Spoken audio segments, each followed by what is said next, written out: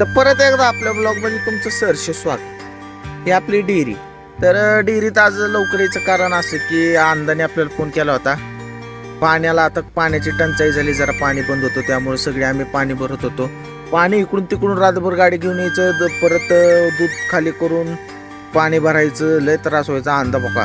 मग खाली आलो, खाली वाहतूकमध्ये गेलो. वाहतूकमध्ये आज सगळा विषय लय बाहेर रमला होता. तिथून रोहित पाटील मला म्हणला चल की चल तुला नाश्ता चारतो लय दिवसाने.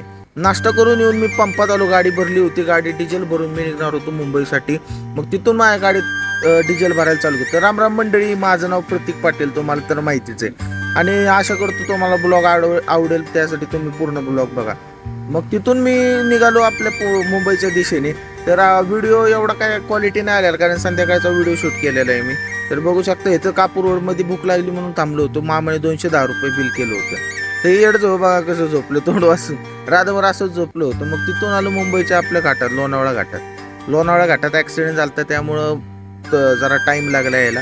मग फायनली मी आलो आपल्या मुंबईच्या डेअरीत. एवढं रातभर गाडी चालवून वैतागलो होतो. तर मग तिथून अंकुशने चपात्या आणल्या होत्या घरून, त्यात ह्या दोघांची भांडणं.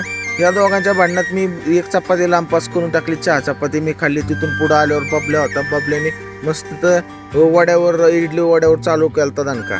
मग तिथून ही बारकी गाडी आली आहे बघा आता संगत 4-5 कॅरेटासाठी. मग तिथून गेलो वरी निवांत ताणून देण्यासाठी. तर तिथं कालवा चालू झालं, पण मी तसंच झोपलो. तो व्हिडिओ पूर्ण बघा.